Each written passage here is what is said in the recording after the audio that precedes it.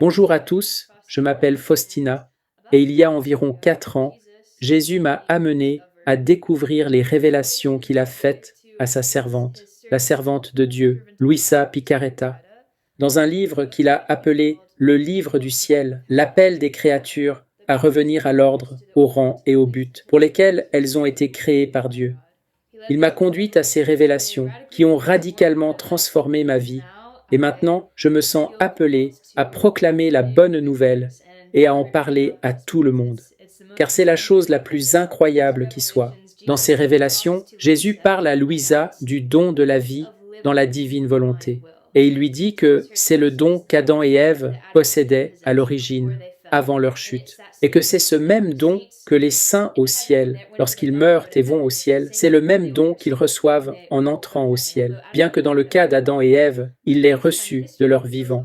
Mais maintenant, dit-il à Louisa, le moment est venu dans l'histoire où ce don de la vie dans la divine volonté devient ouvert à tous. Et c'est la réponse à la prière du Notre Père. C'est donc assez incroyable, et j'ai une autre vidéo à ce sujet où j'approfondis davantage, en guise d'introduction, ce qu'est le don de la vie dans la divine volonté, et où j'en dis plus sur le livre du ciel et Luisa Picaretta, et sur tout ce qui concerne la divine volonté.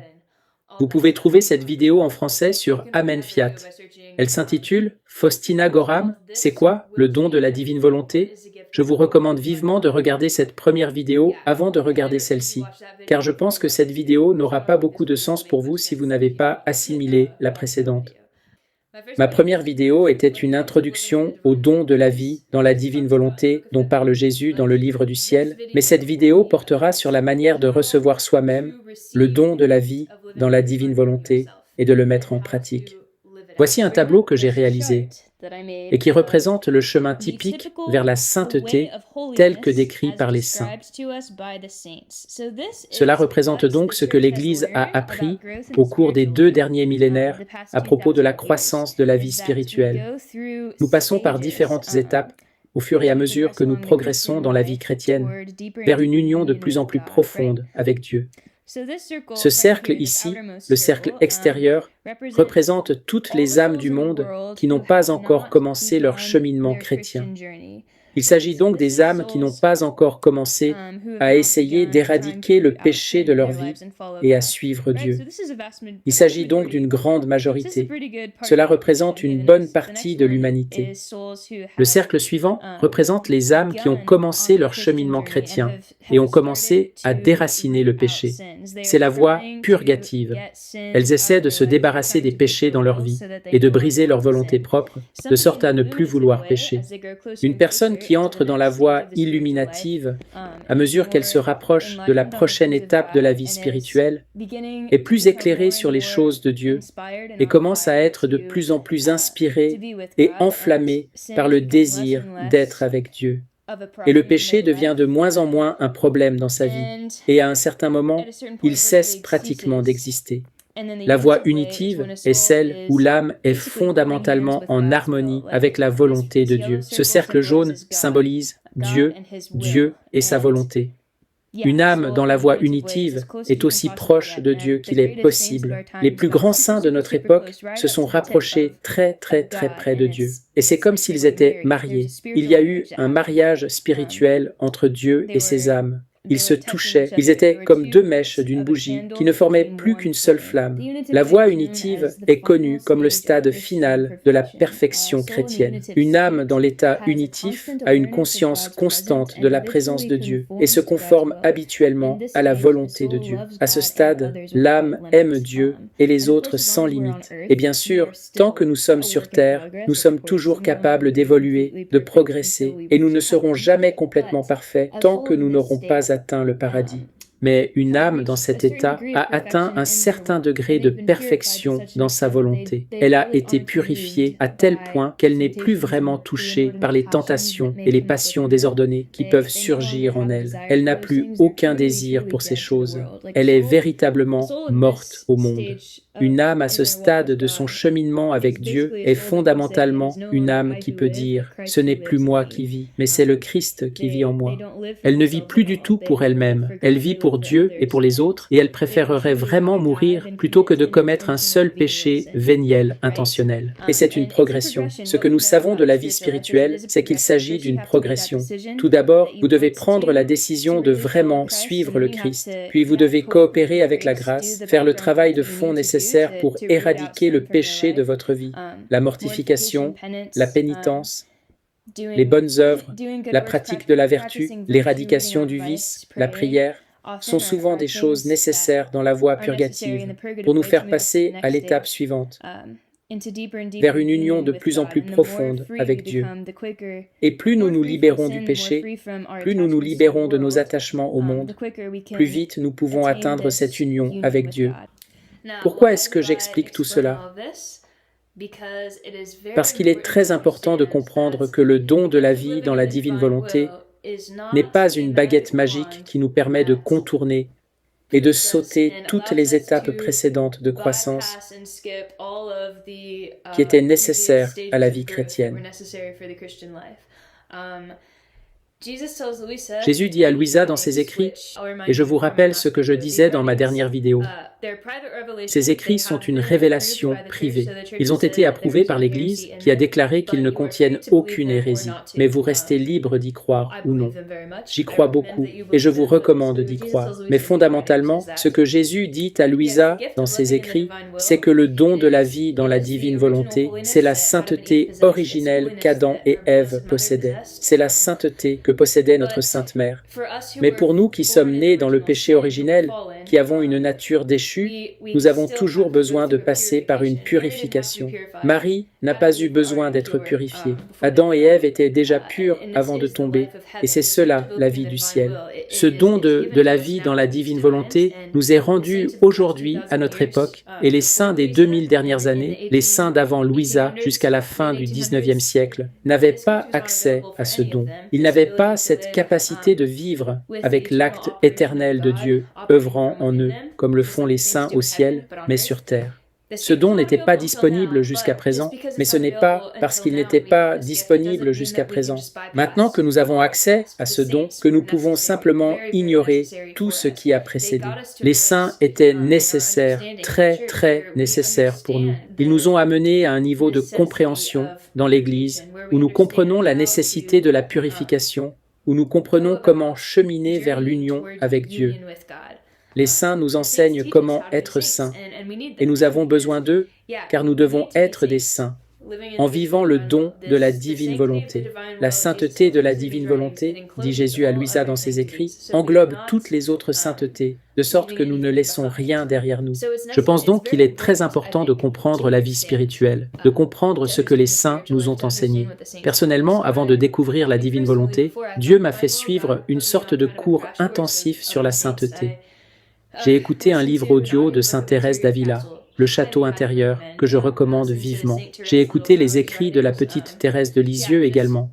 Cela m'a enflammé du désir de découvrir autant que possible sur la foi. J'écoutais les homélies de Sensus Fidelium sur YouTube, et oui, cela m'a préparé et disposé à pouvoir vraiment voler dans le don de la volonté divine quand il s'est présenté à moi. Pour revenir brièvement à ce tableau, je voudrais rappeler que ce sont les moyens d'atteindre l'union avec Dieu tels qu'ils nous ont été enseignés par les saints, qu'il est très important de comprendre car, en fin de compte, ils nous conduisent au don de la vie dans la divine volonté. Si vous vous souvenez de ma vidéo d'introduction sur le don de la vie dans la divine volonté, j'avais utilisé une mandarine pour représenter le soleil divin comme symbole de Dieu et de sa volonté agissante, qui est en fait une analogie avec le rayonnement lumineux de la grâce que Dieu donne à toutes les âmes du monde, dans le passé, le présent et le futur. Car Dieu, ce cercle jaune, le soleil, vit en dehors du temps. Et donc, sur le chemin de la sainteté, les âmes de toutes les générations passées, présentes et futures, même si elles se trouvent dans ce cercle extérieur et ne veulent rien avoir à faire avec Dieu, bénéficient toujours de Dieu. Elles bénéficient toujours de son acte de préservation, du fait qu'il les maintient dans l'existence.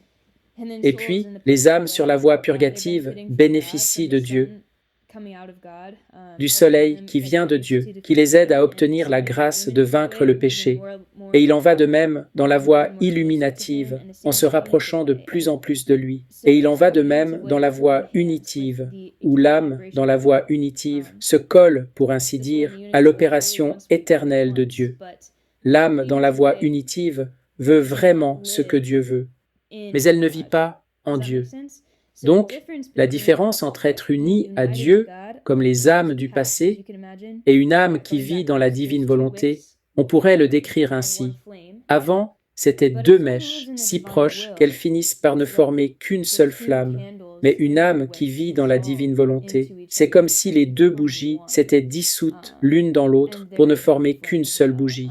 Et il y a une seule flamme également. Donc cette façon de vivre que Dieu a donnée à Luisa Picarreta, qui était en réalité le plan original de la création, un don possédé par Adam et Ève, ainsi que par notre Sainte Mère, ce don qui est aujourd'hui accessible aux âmes nées dans le péché originel, cela signifie que ces âmes passeraient de ces couches blanches extérieures à cette couche jaune dans le soleil, qui est Dieu. On pourrait donc dire que c'est ici le don de la vie dans la volonté divine. Je tiens toutefois à être clair, car cela peut prêter à confusion. Je vais donc préciser. Vous n'avez pas besoin d'être déjà sur la voie unitive pour recevoir le don de la vie dans la divine volonté. Il n'y a pas de règle, il faut une certaine disposition du cœur qui est nécessaire et dont je parlerai plus tard. Mais vous pouvez être, par exemple, je crois qu'une âme peut être au stade de la voie illuminative, voire même peut-être sur la voie purgative, et vivre quand même dans la divine volonté. Et qui sait, peut-être pourrait-il y avoir des personnes qui ne savent rien de Dieu, et qui vivent quand même dans la divine volonté. Honnêtement, c'est un mystère que seul Dieu peut vraiment comprendre.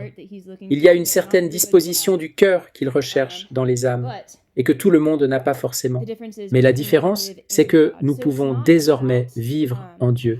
Ce n'est donc pas en raison de votre avancement dans la vertu que vous pouvez vivre dans la divine volonté, mais c'est en raison d'un don tout spécial de Dieu qui va vous permettre de vous dissoudre dans le soleil. Et puis regardez cela, souvenez-vous que le soleil diffuse des rayons de lumière, des rayons de grâce à toutes les âmes passées, présentes et futures, les aidant dans leur cheminement où qu'elles se trouvent. Et une âme qui vit dans la divine volonté est comme aspirée dans cette opération éternelle, et ce jaune symbolise le fait d'être en dehors du temps et de l'espace. Et elles se diffusent avec Dieu, et tous leurs actes, elles agissent avec Dieu, d'accord? Parce qu'il n'y a qu'une seule bougie, qu'une seule flamme, et ainsi, elles répandent la grâce sur toutes les âmes passées, présentes et futures. C'est donc cela le don, c'est cela la différence entre les trois voies de la vie spirituelle et de l'union avec Dieu, et la sainteté de la vie dans la divine volonté, la fusion avec Dieu. Voici l'union avec Dieu et la fusion avec Dieu. Très bien, le reste de cette vidéo va porter sur la manière d'entrer dans cette fusion des volontés, sur la manière de posséder le don de la vie dans la divine volonté. Maintenant, je tiens à préciser quelque chose avant de commencer. Ces écrits ne sont pas les plus évidents à lire. Ils ne sont pas les plus explicites, un peu comme les Écritures. Il n'y a pas de doctrine officielle sur la divine volonté, sur chaque passage de la divine volonté. Et certaines choses peuvent être interprétées de manière différente. Jésus s'exprime de manière poétique, très souvent. Et il existe donc beaucoup d'interprétations différentes. Il y a beaucoup d'enseignants qui disent des choses différentes, en particulier sur la manière de recevoir le don de la divine volonté, et cela parce qu'il n'y a pas encore de doctrine officielle. Et donc, oui, je tiens à préciser que tout ce que je dis ici et tout ce que tous les autres disent en commentant le livre du ciel doit être pris avec des pincettes, sachant que la meilleure façon de vraiment comprendre la divine volonté est de lire soi-même les écrits, de s'y plonger soi-même. Les enseignants peuvent vous aider, mais ne considérez jamais personne comme un maître. Il n'y a pas d'expert officiel en divine volonté, peu importe depuis combien de temps ils l'étudient ou l'enseignent, ou quelles qualifications ils ont ou n'ont pas. Seul Jésus est l'expert et le maître de la divine volonté, et c'est lui qui vous l'enseignera. Si vous avez des questions spécifiques, posez-les à lui, et il vous répondra. À mon avis, les 3 voies de la vie spirituelle que nous avons examinées sont utiles pour nous aider à comprendre et à progresser. Car je pense qu'une âme qui vit au niveau de la voie unitive, il n'y a guère de doute qu'elle soit parfaitement disposée à recevoir le don de la vie dans la divine volonté. Une âme qui vit dans la voie illuminative, je pense que la probabilité qu'elle ait les dispositions pour vivre dans la divine volonté est déjà moins élevée. Quant à une âme qui vit encore dans la voie purgative, je dirais qu'il est peu probable qu'elle soit disposée à recevoir le don de la vie dans la divine volonté. Et je dis cela parce que, même si Jésus dit que c'est un don et non une vertu, il précise clairement que la seule chose nécessaire pour recevoir le don de la vie dans la divine volonté est de le désirer fermement. Et je pense qu'il faut vraiment insister sur le mot « fermement », car je trouve que cela est souvent négligé. Lorsque les enseignants parlent de vivre dans la divine volonté, ils disent souvent qu'il est très facile de recevoir ce don, qu'il suffit de le vouloir, de le demander, et qu'il est alors à vous. Pour moi, cette façon de voir les choses donne l'impression qu'il s'agit d'une sorte de baguette magique que l'on peut simplement prendre et ranger à notre guise, un peu comme si on l'empruntait pour l'utiliser de temps en temps. Je ne suis pas vraiment d'accord avec cette façon de parler, ou avec l'idée que l'on emprunte le don de la vie dans la divine volonté chaque fois qu'on a envie de faire la volonté de Dieu, et qu'on l'abandonne chaque fois qu'on veut faire sa propre volonté. Écoutez ce passage tiré du volume 35, à la date du 2 janvier 1938. Tu dois savoir que, pour commencer à vivre dans ma volonté, il faut une décision de la part de Dieu et une décision ferme de la part de la créature de vivre en elle. Or, cette décision est animée par une nouvelle vie, une nouvelle force divine, afin de rendre la créature invincible face à tous les maux et toutes les circonstances de la vie. Cette décision n'est pas sujette à changement, car lorsque nous décidons, nous n'avons pas affaire à des enfants qui jouent avec leurs décisions, mais à celui que nous savons devoir persévérer. Je ne pense pas qu'il y ait donc ce genre de va-et-vient avec la divine volonté. C'est mon opinion. Je pense que c'est vraiment une question de tout ou rien. Si vous voulez recevoir ce don, vous devez le vouloir et rien d'autre. Vous devez désirer que cela soit tout pour vous. Donc oui, tout ce qui est nécessaire pour vivre dans la divine volonté, c'est de le désirer fermement. Mais j'insiste sur le mot « fermement ».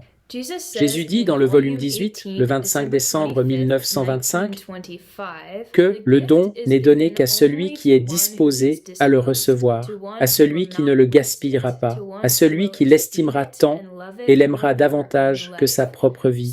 Mieux encore, il doit être prêt à sacrifier sa propre vie afin que ce don de ma volonté ait la suprématie sur tout et soit considéré comme plus important que la vie elle-même.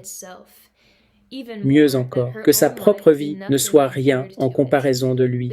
C'est pourquoi je veux d'abord voir que l'âme veut vraiment faire ma volonté et jamais la sienne, qu'elle est prête à faire n'importe quel sacrifice pour faire la mienne, et que dans tout ce qu'elle fait, elle me demande toujours le don de ma volonté, ne serait-ce qu'à titre de prêt. Pour revenir un peu en arrière, à propos de ce qu'il dit ici, ne serait-ce qu'à titre de prêt. Dans la vidéo précédente, on faisait une comparaison entre l'état d'Adam avant la chute et l'état d'Adam après la chute. On disait que l'état d'Adam avant la chute était comme s'il possédait le don. Il possédait le don de vivre dans la divine volonté. Mais après sa chute, c'était comme si le soleil était retourné dans le ciel, en dehors de lui, et que lui allait vers le soleil pour lui demander des ordres. Et le soleil bougeait et lui donnait d'autres commandements, et donc il ne le possédait pas comme sien. Il empruntait les ordres du soleil, pour ainsi dire. Voilà l'analogie. Quand Jésus parle de donner le don en prêt, ou de l'emprunter, c'est ainsi que je l'interprète, et je pense que c'est assez clair.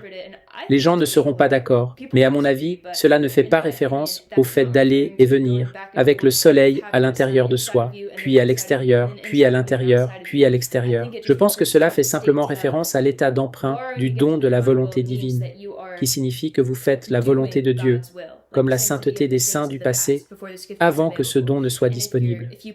Et si vous possédez le don de la divine volonté, alors vous vivez en elle.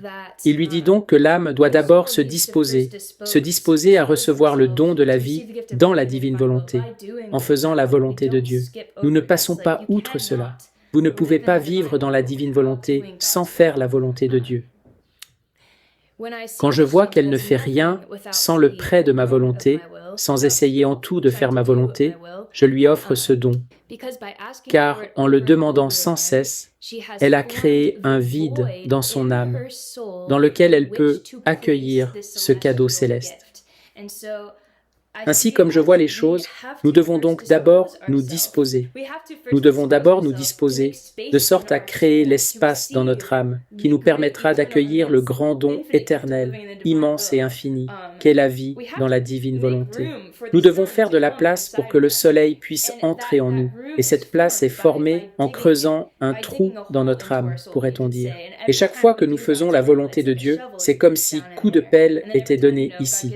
Et ensuite, chaque fois que Dieu nous donne quelque chose de vraiment très difficile à faire et qu'ensuite nous le faisons, c'est comme si un méga trou était creusé dans notre âme. La souffrance, l'amour souffrant, augmente la profondeur de ce trou. Et à un certain moment, quand Dieu voit que l'âme a formé ce vide, l'espace dans lequel placer le don céleste, alors il voit qu'elle est prête et il le lui donne.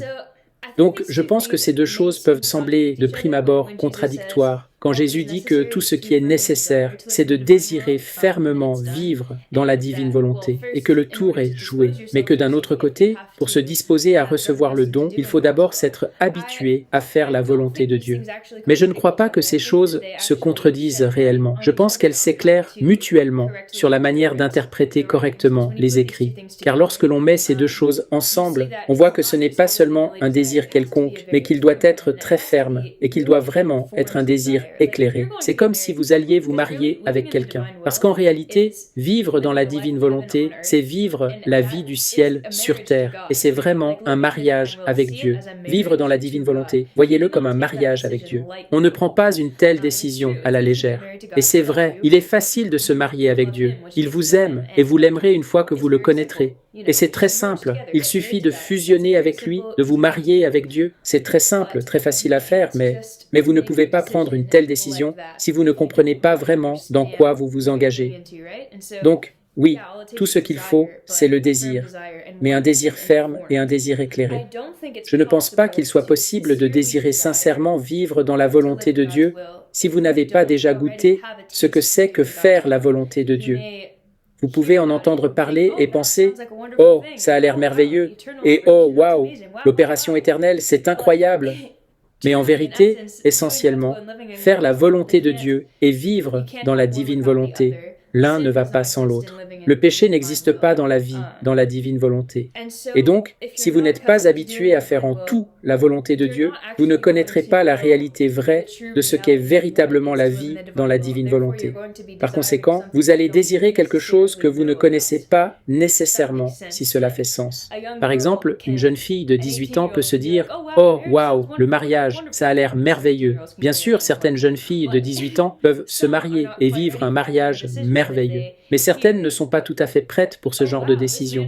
Elles pensent « Oh, waouh, cet homme est merveilleux. Tout le monde va venir au mariage, ça va être tellement amusant. Nous allons vivre dans cette maison, tout sera parfait, il n'y aura aucun problème, ça va être merveilleux. Et mon mari va faire tout ce que je veux et nos enfants vont être parfaits. Oui, je veux me marier. Oui, j'ai un désir ferme.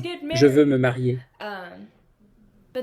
Mais ensuite, plus tard, l'Église pourrait, en fait, si la fille se marie et découvre plus tard que le mariage n'était pas vraiment ce qu'elle imaginait, et que peut-être, 10 ans plus tard, elle se rend compte qu'elle a vraiment fait une erreur, qu'elle a épousé la mauvaise personne, que ce n'était pas fait pour elle.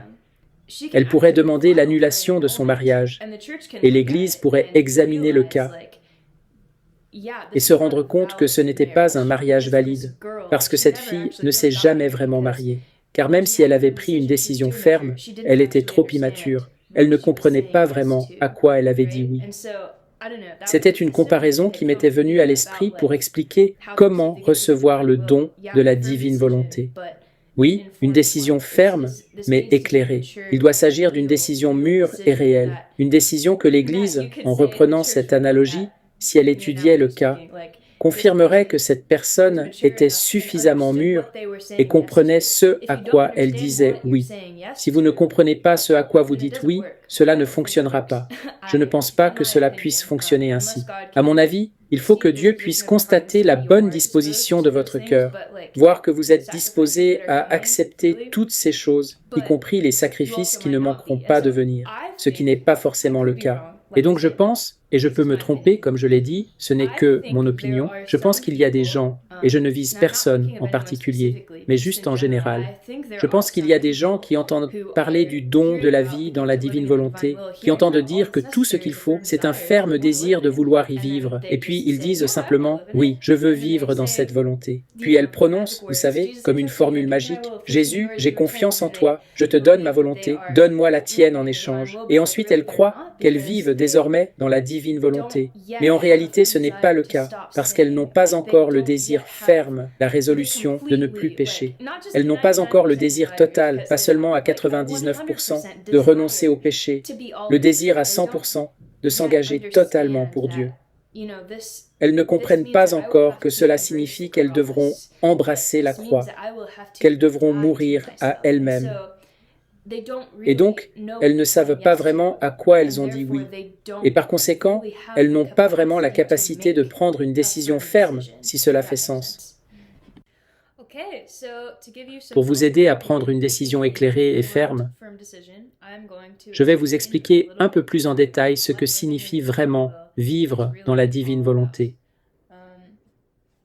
Mais surtout, ne vous laissez pas décourager par ce que je vais vous dire, car je vous rappelle que vous n'avez pas besoin d'avoir déjà atteint cet état de perfection, mais vous devez désirer y parvenir.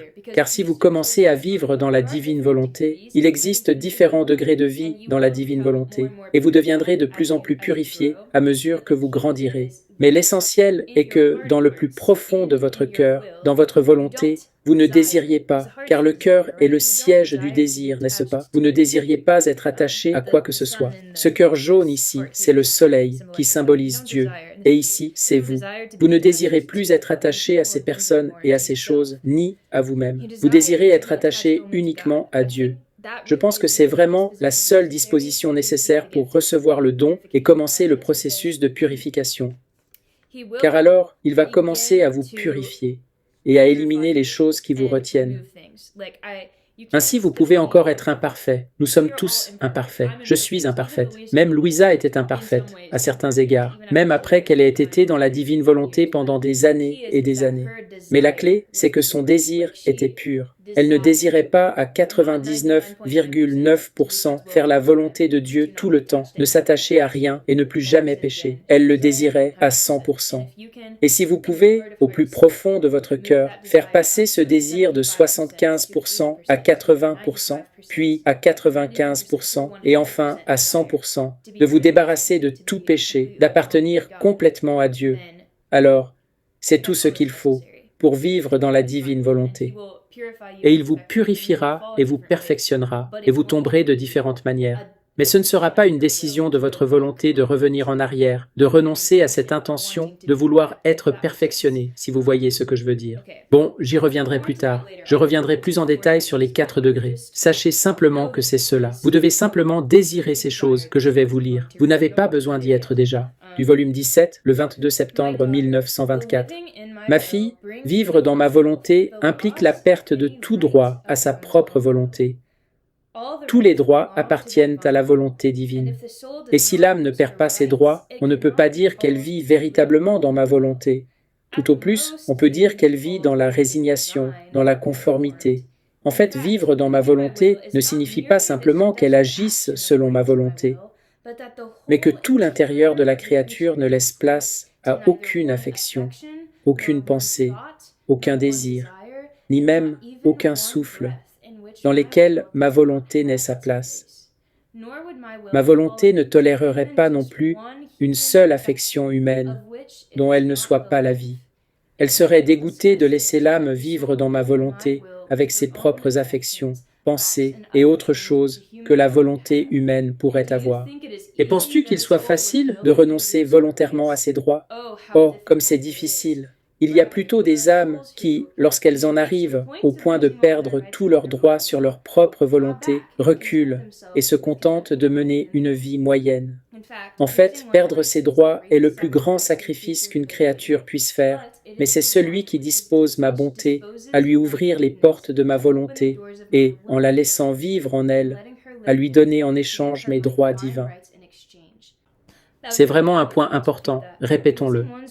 Perdre ses droits est le plus grand sacrifice qu'une créature puisse faire, mais c'est celui qui dispose ma bonté à lui ouvrir les portes de ma volonté et, en la laissant vivre en elle, à lui donner en échange mes droits divins. Ainsi, le don de la vie dans la volonté divine, nous devons le comprendre, est le plus grand don.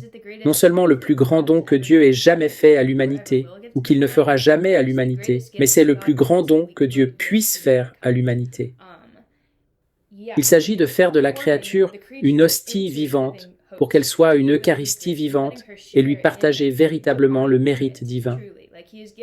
C'est comme s'il lui donnait tout ce qu'il a, véritablement, littéralement, dans tous les sens du terme.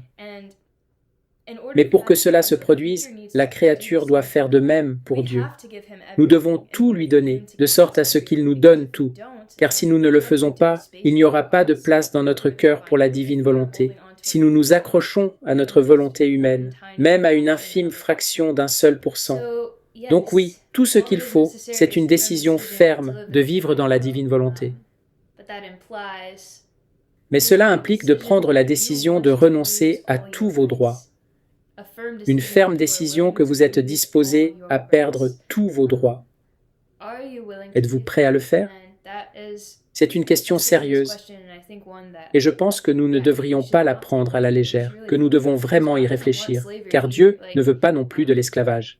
Ce n'est pas grave si cette perspective vous effraie un peu. Ce n'est pas grave si vous en êtes au stade de vouloir le vouloir, car c'est le premier pas. Il est normal que ce genre de choses soit très difficile, car Jésus dit que c'est très difficile, et que beaucoup de gens ne voudront pas le faire. Il dit qu'il est très rare de trouver une créature qui souhaite réellement renoncer à ses droits et se donner entièrement à Dieu. Ce n'est pas facile. Mais si vous avez la volonté de vouloir y parvenir, je pense que c'est suffisant.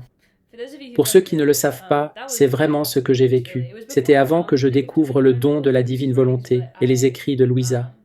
Dieu m'a fait comprendre que mon cœur était attaché à différentes choses et qu'il voulait que je me détache complètement de tout. Il voulait que je passe de l'état intérieur représenté par cette image à cela. C'était il y a environ 4 ans. Et c'était le début de ma nouvelle vie. C'est comme ça que je le vois. J'ai reconnu que j'avais été jusque-là une bonne chrétienne catholique, fidèle, qui faisait ce qu'elle devait faire, plus ou moins. Mais je n'avais pas Jésus comme centre absolu et omniprésent de tous les aspects de ma vie.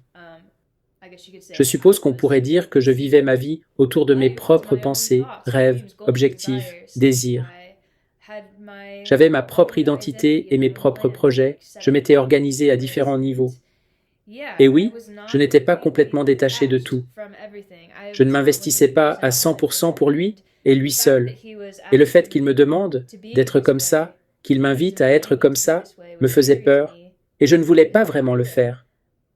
En fait, je ne voulais vraiment pas le faire, mais en même temps, je voulais le faire, et donc j'étais en conflit, parce que je savais que c'était la seule chose qui pouvait me rendre vraiment heureuse, et aussi parce que je l'aimais, et je voulais le faire pour lui, mais en même temps, je ne voulais pas, car c'est effrayant de se perdre soi-même. Quand j'y repense, je me dis que ce qu'il me demandait, c'était en gros de renoncer à tous mes droits pour lui.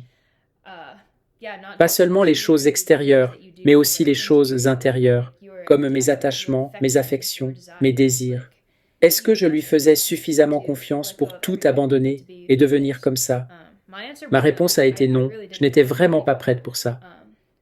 Mais je lui ai dit que je voulais vouloir ça, que je voulais être là, et j'ai commencé à lui demander de m'aider. Et je lui ai donné la permission de changer le désir de mon cœur, et je l'ai même supplié de le faire. Et ça a été ma seule prière pendant des mois, en fait. Je lui ai simplement donné la permission de détacher mon cœur de tout et de tous, et de l'attacher uniquement à lui. Je lui ai donné la permission de me changer intérieurement. Et oui, maintenant que j'y pense, je crois qu'on peut dire que je lui ai donné la permission de me retirer mes droits et d'augmenter mon désir de perdre mes droits. Et c'est ce qu'il a fait. Il a répondu à cette prière. Ce n'était rien d'extraordinaire, rien de spécial. Je lui ai juste donné cette permission totale, de manière stable, dans une prière constante. Je n'ai pas abandonné. Et j'ai essayé de coopérer avec sa grâce. Et petit à petit, après quelques mois, j'ai commencé à vouloir aller à la messe tous les jours, puis à l'adoration quotidienne, et à prier le rosaire. Et puis ça a augmenté de façon exponentielle, et quelques mois plus tard, j'ai explosé. J'ai fini par faire une confession générale de toute ma vie. Je n'avais jamais entendu parler du terme « confession générale », du moins pas que je me souvienne. Mais je me suis senti inspiré par le Saint-Esprit pour passer en revue toute ma vie et faire une liste de tout ce que j'avais fait de mal. Et je pense que j'ai été spécifiquement inspiré à le faire, parce que certaines choses me venaient à l'esprit, auxquelles je n'avais jamais pensé auparavant, comme des péchés profonds que j'avais commis sans même m'en rendre compte, comme entretenir de la rancune, des choses comme ça. En fait, si vous n'examinez pas votre conscience vraiment en profondeur, vous allez forcément passer sur certaines choses. Mais certaines choses me sont venues à l'esprit vers la fin de ces mois où j'ai commencé à faire cette prière. Pour vous donner un peu de contexte, j'ai commencé à réciter cette prière en juillet 2019 et c'est vers janvier 2020 que j'ai fait cette confession générale. Mais oui, je me suis assis avec le Saint-Esprit. J'ai écrit sur un bout de papier tout ce qui sortait de mon cœur, toutes ces choses vraiment profondes que le Saint-Esprit me donnait de voir. Je suis allé me confesser. J'ai tout raconté d'une seule traite et j'avais l'intention qu'après cette confession, je voulais que ce soit un nouveau départ. Je voulais laisser derrière moi cette impression de rester en quelque sorte à mi-chemin. Je voulais m'engager à fond après ça.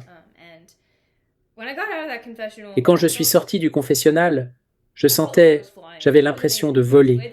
C'était incroyable. C'était ce que je ressentais quand j'étais toute petite. Et j'avais oublié que c'était possible de ressentir ça. Mais c'est comme ressentir la présence de Dieu. Et c'est une sensation de légèreté. Ce n'était pas nécessairement de la consolation, mais juste une immense légèreté que je ressentais. Et je ne voulais plus jamais revenir en arrière. Je l'ai supplié de me retenir et de ne jamais me laisser repartir. Et c'est ce qu'il a fait. Je lui ai dit que, s'il ne me retenait pas, je tomberais et je voudrais repartir. Et je lui ai donné la permission de le faire. Je lui ai dit que, s'il voyait que je voulais repartir, il devait rendre ma vie misérable, de sorte à ce que je revienne vers lui, ou alors qu'il prenne ma vie. Il n'a rien fait de tout ça, mais ça a été un voyage incroyable. Et c'était quelques mois après ça, après avoir fait cette confession générale, qui était comme un nouveau départ, comme une nouvelle résolution et une nouvelle intention de ne plus jamais pécher, même pas un tout petit peu, pas intentionnellement, pas volontairement. Et je lui ai demandé de m'accorder cette grâce. J'ai pris cette décision à ce moment-là. Je voulais m'engager à fond. Je ne voulais rien lui refuser. Ce n'est pas que j'étais parfaite, je ne l'étais pas, mais c'était ce désir. Ce désir était ferme. Et quelques mois plus tard, il m'a fait découvrir le livre du ciel et les écrits de Louisa sur la divine volonté. Et je m'y suis lancé à fond, je ne pouvais plus m'en passer. J'ai commencé à les lire sans arrêt et cela a comme allumé un feu en moi. Et comme Jésus le dit dans les écrits, la seule façon de vraiment comprendre ces écrits, de les comprendre vraiment, c'est-à-dire de pénétrer au cœur de leur message et de leur permettre de vous transformer. Pour comprendre ces écrits, il faut que la divine volonté soit en vous. Et la seule façon pour que la divine volonté soit en vous, c'est de vous disposer à faire le sacrifice des sacrifices. Et donc, si vous avez du mal à lire et si vous n'avez pas cette attirance pour la lecture, car la divine volonté en vous vous attirera vers la lecture de ces écrits ou vers leur écoute ou autre moyen, car tout le monde n'est pas capable de lire. Et je suis sûr qu'il y a des exceptions à la règle. Peut-être que si la lecture, de manière générale, est vraiment difficile pour vous, Dieu peut agir par sa grâce. Mais en règle générale, si vous ne trouvez pas la motivation pour prendre le livre du ciel et le lire, et si vous ne le comprenez pas, c'est peut-être parce qu'il y a d'abord un détachement qui doit se produire, avant que vous ne receviez cette lumière en vous, qui vous permettra de vivre dans la divine volonté. Voici un extrait du 18 septembre 1924, volume 17. Pour comprendre, il devrait se disposer au plus grand des sacrifices, celui de ne pas donner vie, même dans les choses saintes, à leur propre volonté. alors ils ressentiraient la possession de la mienne et toucheraient de leurs propres mains ce que signifie vivre dans ma volonté. Lorsque le don vous est communiqué, ce qui se passe, c'est que Jésus commence simplement à vous enseigner. Il commence à éclairer votre esprit en profondeur, et c'est une gorgée après l'autre, petit à petit. Ce n'est pas que vous compreniez automatiquement 1 million de choses à la fois. Non, certaines choses seront difficiles à comprendre. Mais vous savez que la divine volonté est en vous, si vous ressentez une grande paix, si vous faites l'expérience de l'illumination sur ces choses, si vous commencez simplement à ressentir, à toucher et à expérimenter ce que c'est que de vivre dans la divine volonté. Cela signifie qu'elle est infusée en vous, et plus vous allez lire, plus vous allez vous efforcer de grandir en elle, et plus elle grandira en vous. Et donc oui, comme je l'ai déjà dit, je ne pense à personne en particulier quand je dis cela, je dis simplement que je pense qu'il est très probable qu'il y ait des gens qui lisent les écrits de la divine volonté, qui vont à des groupes de prières de la divine volonté, qui récitent toutes les prières de la divine volonté, et qui prononcent les formules de prière, l'acte préalable du matin, comme « Jésus, je te donne ma volonté, donne-moi la tienne en échange. Je veux vivre dans la divine volonté aujourd'hui dans toutes mes actions. » Mais qui n'en ont pas réellement le ferme désir. Il y a peut-être des gens qui vivent ce style de vie dévotionnel, centré sur la divine volonté, depuis de nombreuses années, et qui n'ont jamais pris la ferme décision de se disposer complètement à faire le sacrifice de perdre tous leurs droits. Je pense qu'il y a des gens qui lisent les écrits sur la divine volonté et qui pensent, probablement sincèrement, qu'ils vivent dans la divine volonté. Mais ce n'est pas le cas. Ils sont encore attachés à eux-mêmes, ils sont attachés au monde, et ils ne sont pas encore disposés à être ici. Donc si je fais cette vidéo pour un large public, je suis sûr que certaines personnes qui la regardent n'ont jamais lu la divine volonté auparavant, et que tout cela est complètement nouveau pour elles. Et il y aura probablement aussi des personnes qui sont dans la divine volonté depuis de nombreuses années. Et je pense que cela s'adresse à tout le monde. Je pense que c'est vraiment nécessaire pour nous tous, de manière continuelle. Et c'est aussi un processus de croissance continue. Ce que j'ai découvert dans la divine volonté, c'est qu'il y a des places dans mon cœur où il continue à me montrer d'autres domaines que je peux lui abandonner, d'autres domaines où je peux lui donner ma volonté, des choses toutes petites, minuscules. Et donc, c'est une croissance constante, un abandon constant. Et nous devons être constamment, non pas obsédés par nous-mêmes, à nous regarder sans cesse, mais simplement conscients de l'état réel de notre cœur. Par exemple, quand je donne ma volonté à Dieu, est-ce que je le fais vraiment, sincèrement? Est-ce que je donne sincèrement tout mon être à Jésus? Ou est-ce que je m'accroche à quelque chose? Est-ce que je veux sincèrement tout abandonner pour vivre dans sa volonté? Ou est-ce que je retiens un peu quelque chose? Suis-je attaché à mes enfants? Suis-je attaché à mon conjoint, à mes amis, à ma carrière, à ma réputation, à ma nourriture, à mon plaisir? Suis-je attaché à un péché? Si oui, je recommande à tous ceux qui regardent cette vidéo de vraiment prier à ce sujet, de vraiment demander au Saint-Esprit. Parce que oui, je pense que ce que nous oublions souvent dans ces écrits, c'est que Louisa a suivi un entraînement intensif. Jésus l'a fait passer par les 3 voies de la croissance chrétienne, et même davantage. Elle ne s'est pas simplement réveillée un beau matin en se disant « Oh, je veux vivre dans la divine volonté », et Jésus lui a donné cela. Non, elle a dû tout perdre, elle a dû se détacher de tout, elle a dû souffrir beaucoup, énormément. Et bien sûr, aucun d'entre nous n'aura à souffrir autant que Louisa, car c'est elle qui a dû former le royaume. Et Jésus dit qu'il faut plus de travail avec la première. Mais c'est toujours le même chemin. On ne peut pas simplement passer outre l'union avec la volonté de Dieu. On ne peut pas simplement passer outre le détachement de toute chose. C'est douloureux, c'est un travail. Et vivre dans la divine volonté, ce n'est pas une baguette magique. Il n'y a pas de mots magiques. Il n'y a pas de formule spécifique. C'est une disposition du cœur. Et une disposition qui n'est pas naturelle quand on est avec le péché originel. Même si vous êtes un bon catholique pieux qui fait tout ce qu'un bon catholique peut faire, qui pratique ses dévotions, qui prie le rosaire tout le temps, qui récite le chapelet de la divine miséricorde, et qui participe à tous les cercles catholiques où on se réunit et avec qui on fait des activités, c'est très bien, c'est merveilleux, c'est vraiment super, que cela soit dit. Mais le faites-vous pour les bonnes raisons? Le faites-vous avec une intention pure? Le faites-vous pour Dieu? Ou peut-être êtes-vous attaché à votre propre sainteté? Êtes-vous attaché à votre propre version de « êtes-vous attaché à paraître saint devant les autres ?» Il y a toutes sortes d'amours cachés en nous. Et si nous faisons des choses saintes, parce que Jésus dit dans ce passage que j'ai lu tout à l'heure, qu'on doit être prêt à perdre notre vie propre, notre volonté propre, même dans les choses saintes. Et oui, cela signifie tout faire par pur amour pour Dieu, par pur amour pour son prochain, ne pas juger les autres, ne pas médire sur les autres. Et ce n'est pas grave si des remords surgissent en nous, des remords d'imperfection. C'est tout à fait différent. Mais quand c'est quelque chose qui vient de notre volonté, quand c'est quelque chose dans notre cœur qui choisit de faire cela, c'est un signal d'alarme qui indique que nous ne vivons pas dans la divine volonté. Cela pourrait être un signal d'alarme qu'on n'y est pas. Ce don n'est pas quelque chose à prendre à la légère.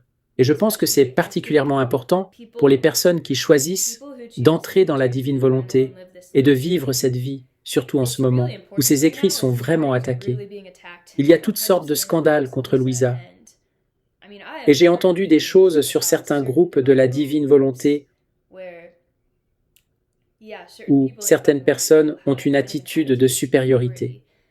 Ils regardent les autres de haut. Ils disent qu'ils vivent dans la divine volonté et vont à tous ces cénacles de la divine volonté, mais ensuite ils se calomnient et s'attaquent les uns les autres. Et ça, c'est un grand scandale. Sérieusement, c'est un grand scandale pour la divine volonté.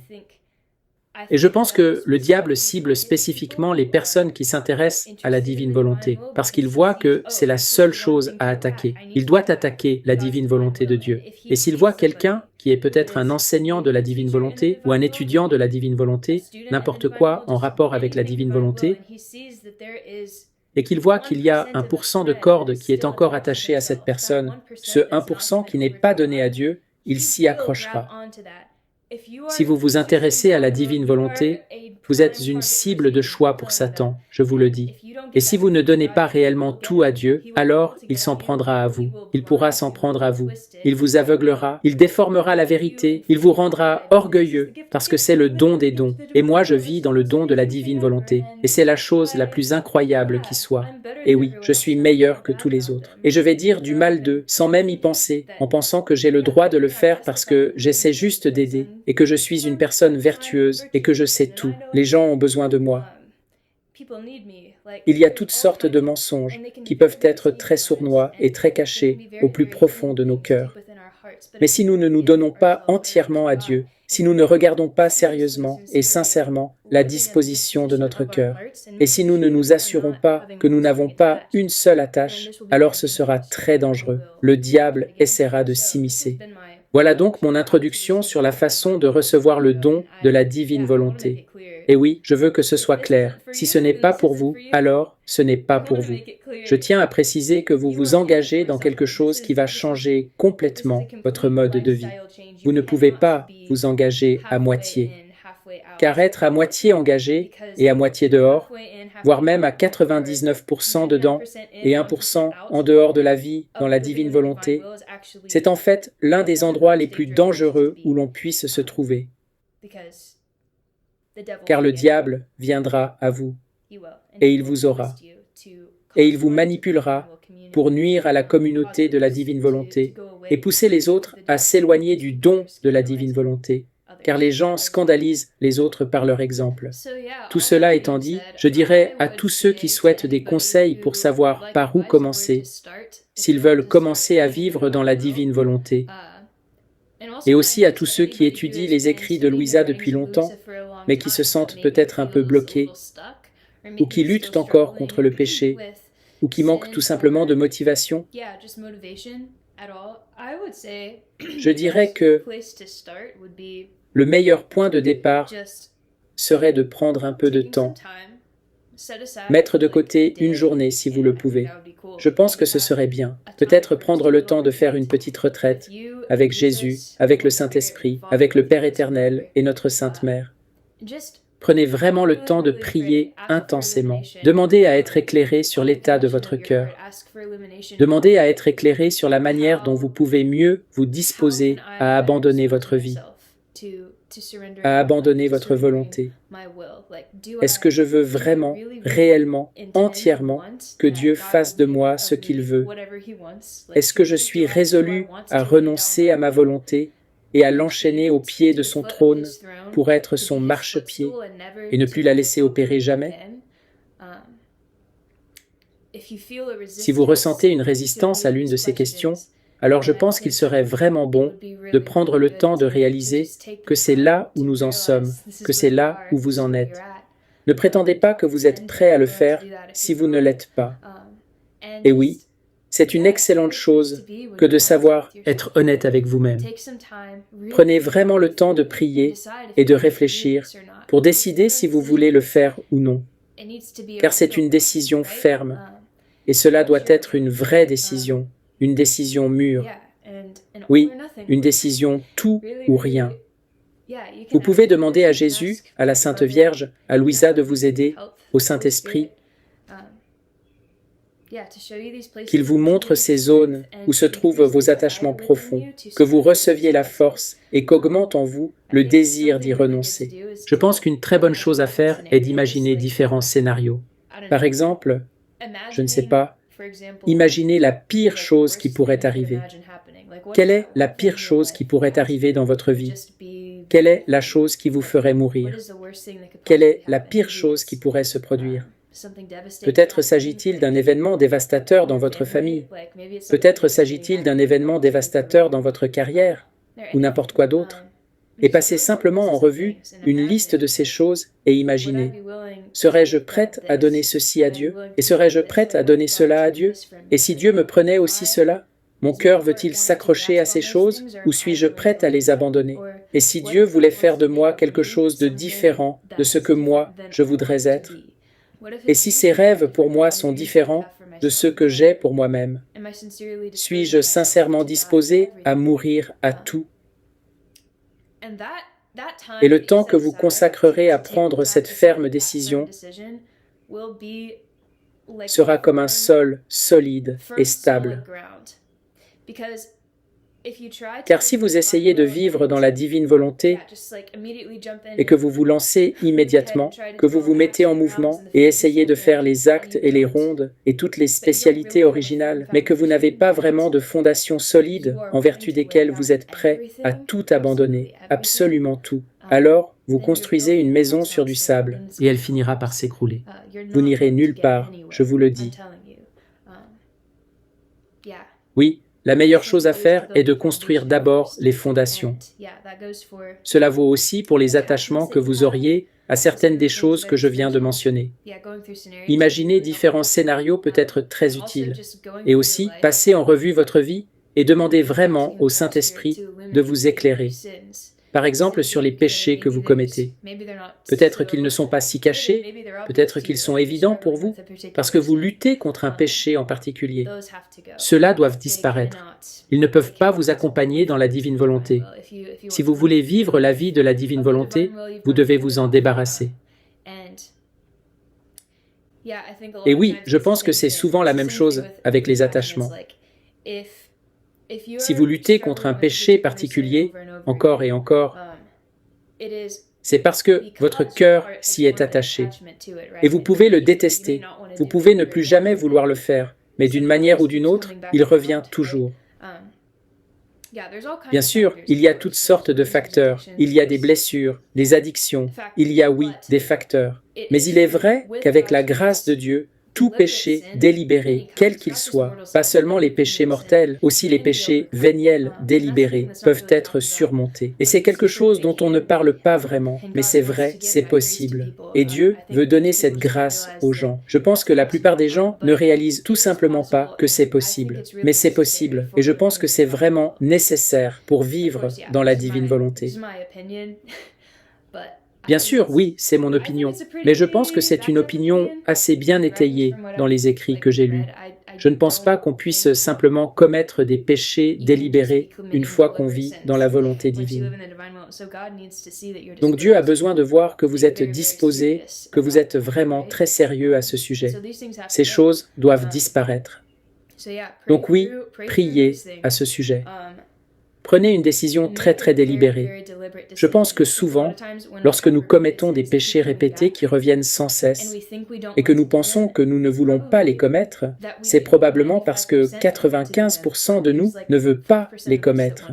Mais il y a comme 5% de nous qui veut le faire. Et c'est peut-être 99,9%, mais il y a ce 0,1% qui est toujours attaché à ce péché. Et vous vous rendez à la confession en sachant que vous allez probablement retomber, sans avoir sincèrement cette intention ferme, résolue, de ne plus jamais le faire. Je ne veux plus jamais que cela se reproduise. Je vais faire tout ce qui est en mon pouvoir pour empêcher que cela se reproduise. Si vous n'allez et ne sortez pas du confessionnal avec un plan de bataille, alors il faut que vous élaboriez d'abord un plan de bataille.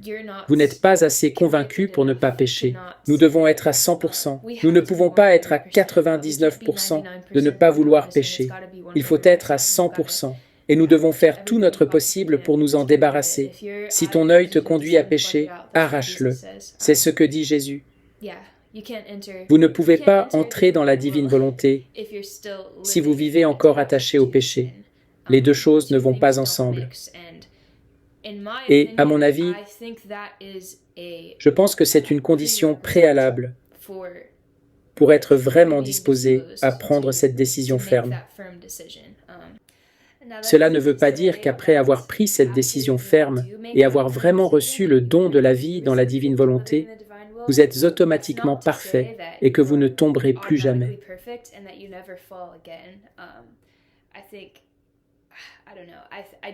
Je ne voudrais pas causer de scrupules à quiconque. Je voudrais être ferme, aussi ferme que nécessaire dans ce domaine, mais aussi tenir compte du fait que Dieu regarde le cœur. Il voit la véritable intention, le véritable désir. Je ne vais certainement pas dire qu'une fois que vous êtes entré dans la divine volonté, il est absolument impossible pour vous de commettre un péché délibéré, car il y a la faiblesse, et que différentes circonstances et considérations entrent en jeu. Je ne veux certainement pas l'excuser, je ne veux certainement pas l'encourager. Je pense qu'il est possible que ces choses ne se reproduisent plus jamais, et je veux vous encourager dans ce sens. Mais je ne veux pas non plus que cela devienne une matière à scrupules. Nous devons trouver le parfait équilibre entre être exigeants envers nous-mêmes, être vraiment très sérieux en discernant ce que nous sommes, mais sans nous regarder le nombril. Ne restez pas les yeux rivés sur vous-même, soyez conscients de vous-même, mais gardez les yeux fixés sur lui. Et oui, en fin de compte, concentrez-vous simplement sur le fait de garder tous les désirs de votre cœur pour lui. Gardez tous les désirs de votre cœur totalement purs, totalement tournés vers lui. Il y aura des moments où vous glisserez. Il y aura des moments où vous ferez ou direz quelque chose que vous regretterez. Il y aura des moments où vous serez faible et paralysé, ou peut-être même que vous retomberez dans une vieille habitude dans laquelle vous ne vouliez vraiment pas retomber. Mais ne vous en faites pas. Ne vous prenez pas la tête en vous disant « Oh non, je n'ai jamais vraiment pris une décision ferme. Peut-être que je n'étais pas dans la divine volonté. » On ne sait pas. Peut-être que vous ne l'étiez pas. Peut-être que ce n'était pas une décision ferme, mais peut-être que vous l'étiez. Et peut-être que Jésus compense pour vous, parce qu'il voit que ce n'était pas votre intention profonde de commettre ce péché. Oui, je ne sais pas. Comme je l'ai dit, ces choses-là ne sont pas forcément très claires. Mais je sais qu'il y a eu des moments dans la vie de Louisa où, alors qu'elle avait déjà vécu depuis longtemps dans la divine volonté, et je pense à un moment en particulier, c'est tellement insignifiant. Parce que oui, les péchés, entre guillemets, qu'elle a pu commettre alors, étaient très petits, mais pour elle, ils étaient énormes. Et je veux dire, oui, elle avait reçu beaucoup de grâce. Mais je pense que c'est encourageant pour nous que, oui, la disposition générale de son cœur était totalement à 100%. Elle aurait préféré mourir plutôt que de l'offenser. Elle aurait préféré mourir plutôt que de ne pas faire sa volonté. Mais il y a eu un moment où elle était une âme victime. Elle s'était donc volontairement offerte pour souffrir pour les âmes. Et je vous en dirai plus à ce sujet plus tard. Mais elle s'est offerte oui, pour souffrir. Et un jour, Jésus est venu à elle avec une souffrance particulière et elle a vu qu'il y avait du feu dans ses mains. Et bien sûr, c'était une expérience mystique. Ce n'était pas comme si elle allait physiquement être brûlée par le feu. Mais oui, mystiquement, son âme était hors de son corps et elle a vu que Jésus tenait du feu. Et elle a immédiatement, son humanité en elle, s'est écriée: « Oh non Seigneur, je ne veux pas du feu, je ne peux pas faire ça, je ne veux pas, je n'en veux pas. » Et puis il a dit: « Oh, tu ne veux pas ça? Eh bien, alors je m'en vais. » Et puis il est parti. Et elle s'est dit: « Oh non, qu'est-ce que j'ai fait? Qu'est-ce que j'ai fait? J'ai péché. » Elle n'avait pas suivi la divine volonté à ce moment-là. Son cœur y était. Et même quand il était en train de partir, elle a crié: « Non, attends, je le veux, je le veux. » Mais c'était une faiblesse humaine, une fragilité humaine. Et j'ai certainement vécu des situations très similaires à celle-là. Des moments où je me fige, où je ne fais pas ce que je sais qu'il veut que je fasse, parce que je suis paralysé par, vous savez, la peur ou les blessures ou quoi que ce soit d'autre. En fait, c'est comme si nous restions dans un processus de purification et de perfectionnement, après avoir pris cette très ferme et inébranlable résolution. Et donc ce n'est pas comme si nous devenions instantanément parfaits, mais nous devons désirer fermement y parvenir et faire absolument tout ce qui est en notre pouvoir pour y parvenir. Et donc, cela ne doit pas être une excuse pour être moins exigeants envers nous-mêmes et ne pas nous éloigner de tout péché véniel délibéré, et a fortiori du péché mortel évidemment, mais aussi pour nous accorder plus de liberté en sachant qu'il existe différents degrés de vie dans la divine volonté. Plus nous vivrons dans la divine volonté, plus nous deviendrons parfaits et plus nous serons purifiés. C'est presque comme si vous avaliez une capsule de lessive, une ration de savon. Et cela va nettoyer l'intérieur de votre âme. C'est l'œuvre de la divine volonté en vous. Et pour que la capsule de lessive pénètre en vous, vous devez avoir le désir ferme de vouloir qu'elle vous nettoie complètement. Il y a donc un processus de purification. Et chaque fois que vous répétez vos actes dans la divine volonté, vous devenez de plus en plus pur. Et il fera remonter les imperfections qui sont présentes en vous, les zones qui sont vraiment laides, qui sont profondément enfouies en vous. Vous éprouverez des sentiments que vous ne saviez pas être enfouis au plus profond de vous-même. C'est comme la nuit obscure de l'âme. Vous vous rendez compte que vous êtes une personne horrible, mais vous n'êtes pas une personne horrible. C'est simplement la condition humaine. Nous sommes nés avec le péché originel. Nous avons des tendances vraiment laides, et il doit les faire ressortir afin de pouvoir les purifier. Et il le fait très rapidement. Il dit à Louisa que vivre dans la divine volonté, c'est comme si cela vous faisait avancer très rapidement sur le chemin de la sainteté, parce que c'est l'opération éternelle de Dieu qui agit en vous. Les progrès qu'une âme peut faire lorsqu'elle a reçu le don de la divine volonté sont exponentiels. Nous avons donc énormément de chance. Je pense que cette vidéo est déjà bien assez longue. La prochaine vidéo que je ferai sera la suite de celle-ci et approfondira les 4 degrés, ce qu'est vraiment la vie dans la divine volonté, ce à quoi s'attendre une fois que vous avez reçu ce don. Mais pour l'instant, sachez simplement que cette disposition est très importante. Détachez votre cœur de tout lien et prenez une décision ferme, mûrement réfléchie, qui ne changera pas. Et lancez-vous, si c'est ce que vous voulez. Et si vous ne le voulez pas encore, mais que vous voulez le vouloir, alors demandez-lui simplement de vous aider. Prenez ce temps, prenez cette journée de retraite. Priez pour qu'il vous insuffle le désir de tout donner, de perdre tous vos droits. Et sachez qu'en perdant vos droits, vous devenez vraiment la personne la plus libre et la plus joyeuse que vous puissiez être, car vous devenez alors cette personne que le Père plein d'amour a voulu que vous soyez en vous créant. Si vous lui donnez tous vos droits, il ne vous laissera pas tomber. Il va vous offrir la vie la plus incroyable dont vous puissiez rêver, même si ce n'est pas celle à laquelle vous vous attendiez. Je voudrais également préciser rapidement, afin d'éviter toute confusion, que lorsque nous abandonnons notre volonté à Dieu et lui demandons la sienne en échange, cela ne signifie pas que nous cessons d'être libres. Nous resterons toujours libres. Nous aurons toujours notre libre arbitre. Et oui, il aime nous voir vivre notre vie spontanément. Nous ne devenons pas des esclaves. Nous ne serons jamais des esclaves. C'est plutôt une intention. Nous enchaînons notre volonté à tout ce qui n'est pas ce qu'il veut, en gros. Et nous nous offrons pour vivre une vie tout avec lui, jamais séparés de lui. Nous avons toujours notre liberté et nous l'aurons toujours. Vous serez extrêmement heureux, vous trouverez une joie invincible. Il y aura de la souffrance. De toute façon, il y aura de la souffrance. Mais si vous vivez dans la divine volonté et décidez d'embrasser la croix, alors vous pourrez trouver la joie dans la croix. Vous devrez simplement l'embrasser. C'est un processus, c'est un voyage. Débarrassez-vous de tout péché. Nous ne pouvons pas vouloir cela. Coupez tout. Sachez que Dieu vous donnera la grâce si vous la demandez et la désirez sincèrement. Allez rendre visite à Jésus à l'adoration aussi souvent que vous le pouvez. Priez le rosaire tous les jours. Ces grâces vous aideront tellement. C'est le cadeau de notre Sainte Mère. Vous devez rester près d'elle et elle vous aidera. En fait, j'aimerais, pour conclure cette vidéo, lire un petit extrait de la Vierge Marie dans le royaume de la divine volonté. C'est le mois de mai, je vous recommande vivement à tous de lire la Vierge Marie dans le royaume de la divine volonté pendant le mois de mai. Il y a des réflexions quotidiennes. Nous sommes déjà bien avancés dans le mois de mai, mais vous pouvez commencer avec un peu de retard, ce n'est pas grave. Dans ce livre, Marie nous enseigne chaque jour, étape par étape, à travers de petites réflexions, comment vivre dans la divine volonté. Et c'est tout simplement merveilleux. Elle vous guidera en tout.